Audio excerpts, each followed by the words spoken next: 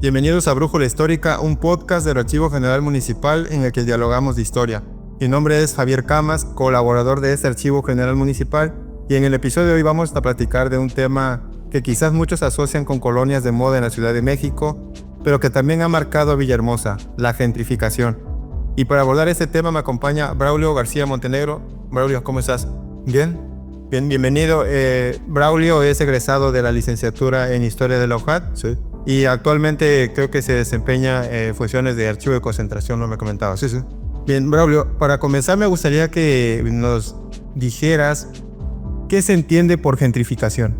Bueno, gentrificación tradicionalmente se entiende por dos acciones. La primera es el desplazamiento de las clases bajas en determinada zona. Y la segunda es por es el reemplazo de estas clases bajas por clases medias o clases altas. Tradicionalmente también se asocia estas dos acciones a los centros históricos. Sin embargo, en la actualidad esto se ha diversificado. Ahora se puede asociar no solamente a un centro histórico, sino también a las zonas periféricas o incluso zonas urbanas dentro de una ciudad. Puede ser los suburbios, también puede ser las zonas aisladas de una determinada ciudad donde se haga ese desplazamiento o este reemplazo. Ok, este tema de la gentrificación pues está muy actual, ¿no? Apenas unos meses atrás veíamos esas manifestaciones en la Ciudad de México por parte de la población que se quejaba justamente de esta gentrificación, ¿no? Pero tú nos mencionas en una investigación que tienes que en Villahermosa esto empezó mucho más antes, ¿no? En la época de los 80. ¿Cómo pasó eso aquí, Braulio? Bueno, como tal, aunque se ha popularizado actualmente el término de gentrificación y se han justamente hecho protestas por esa situación en las grandes ciudades como Ciudad de México, realmente la gentrificación viene desde mucho más antes. Tiene registros de investigaciones que se hicieron en Londres, principalmente desde los 60s. Y justamente esto se debe a que este fenómeno de gentrificación, este fenómeno urbano, que cumple con esto de requisito de desplazamiento y reemplazo, también se puede dar en distintos aspectos. Y justamente en Tabasco viene porque se genera un proceso, algo que se llama el boom petrolero en Tabasco. Y pues aunque no tiene tantos años, sí ha generado fenómenos específicos, que justamente es una de las cosas que he estado yo estudiando, investigando, qué es este fenómeno de la gentrificación actualmente. ¿Cómo se dio? Bueno, este se dio, ¿por qué? Porque la gentrificación parte de otro aspecto, y eso es la renovación urbana.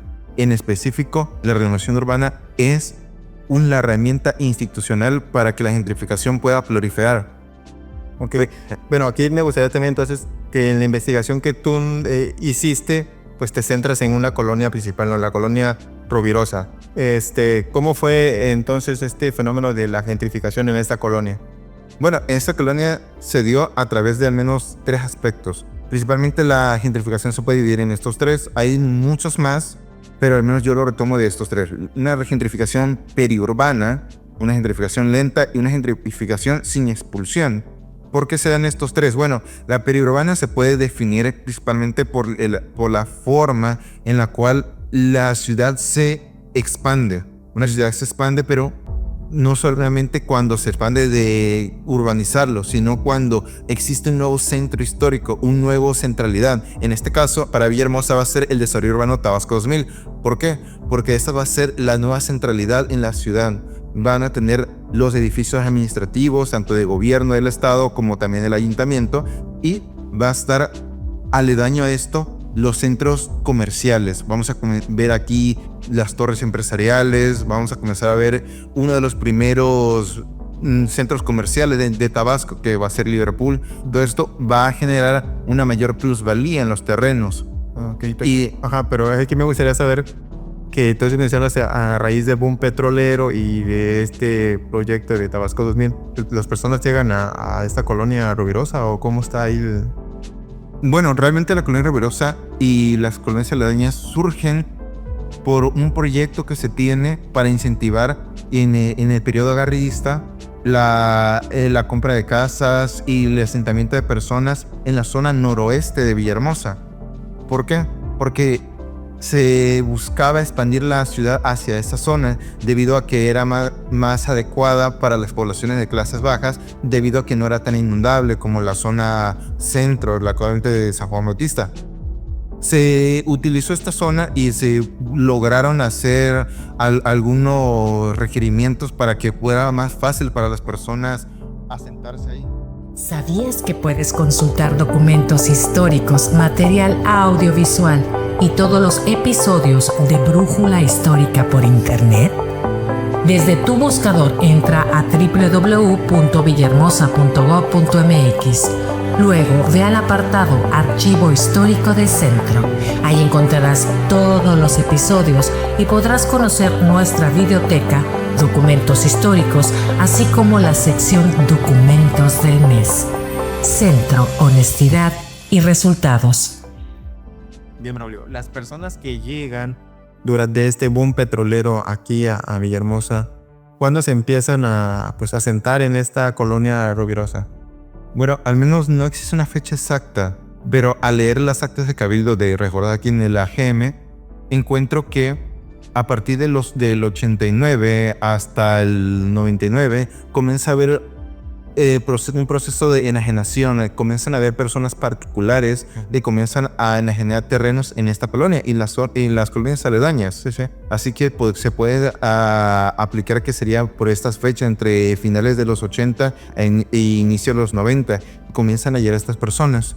Pero justamente es un tipo especial de personas, son personas de clase media que llegan, pero en específico no necesariamente van a ser personas que dediquen al ámbito petrolero, o sea, que estén contratadas en Pemex o sean de sus subsidiarias, sino que van a ser personas relacionadas a ofrecer sus servicios profesionales. Van a ser dentistas, abogados, ingenieros relacionados a este aspecto, contadores, los que van a asentarse aquí o van a poner sus negocios en esta colonia. Ok, bien. De hecho es interesante esto del boom petrolero porque cuando uno revisa los periódicos de la época, pues se va dando cuenta, ¿no?, de este fenómeno, incluso de cómo traen sus propias costumbres, lo que es la Ciudad de México, los de otras zonas del país que pues traen sus propias costumbres y que las adaptan aquí a Tabasco, ¿no? Y que eso mismo ha ido provocando pues, cambios en la sociedad tabasqueña.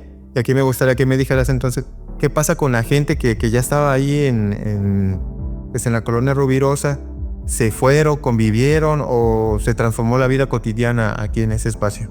Bueno, al hacer trabajo de campo, de hacer entrevistas a la población, me encontré que muchas personas no hablaban con estas nuevas poblaciones que llegaban, estas nuevas familias. Y esto se debe a dos aspectos. Primero, un rezago en cuanto a conocerse.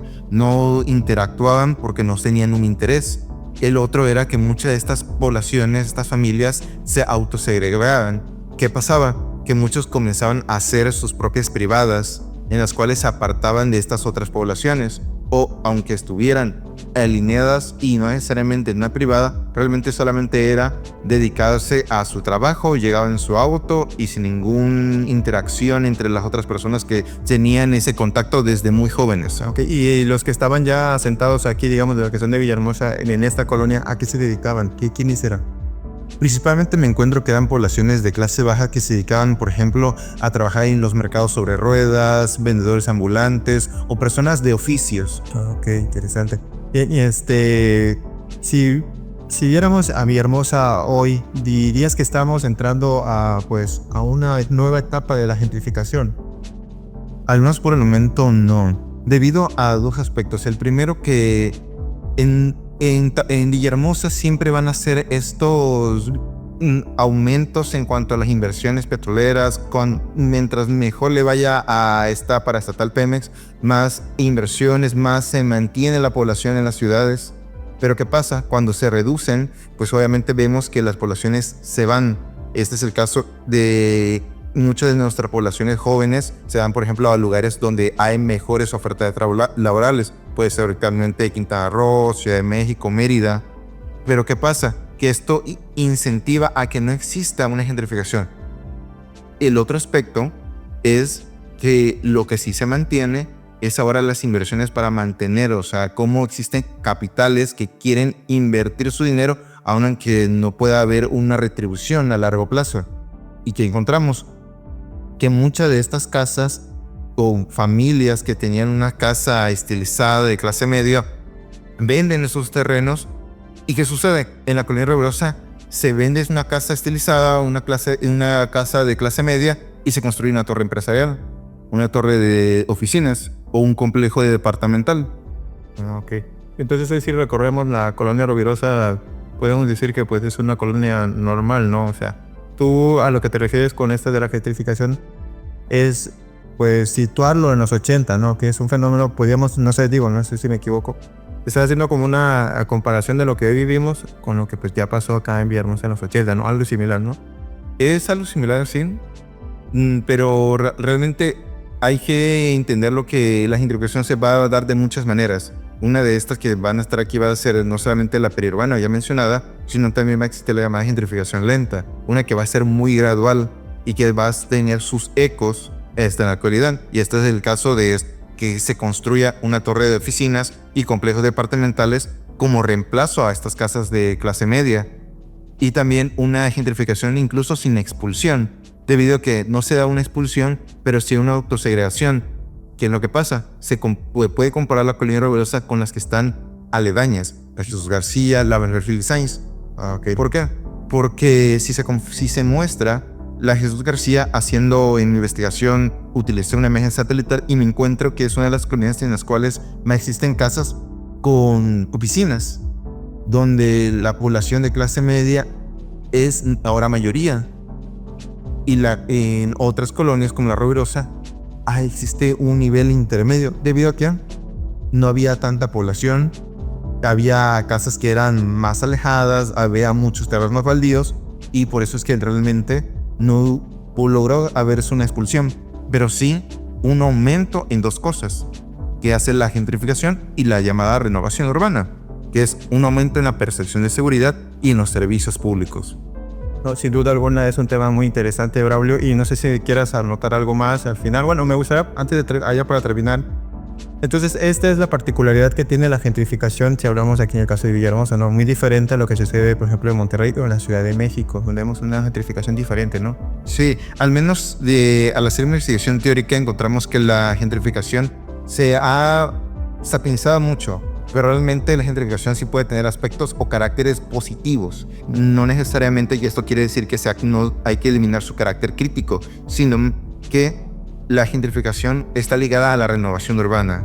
¿Qué quiere decir esto? Que hay muchos lugares a los cuales se le desvirtuó, que después eran muy problemáticos, con mucha criminalidad. A través de la renovación urbana puede aumentar su percepción de seguridad y mejorar los servicios públicos por la renovación urbana. Pero esto que se da en la renovación, la rehabilitación y su regeneración de una determinada zona, pues también va a generar una gentrificación. ¿Por qué? Porque al sacar o aumentar la seguridad, pues se hace un incentivo para que vengan inversiones inmobiliarias para asentarse ahí. Personas que antes no se podrían asentar ahí por la criminalidad, lo ven como un espacio para vivir. Sí, es muy interesante. Bien, Braulio, pues gracias por acompañarnos en esta charla muy interesante.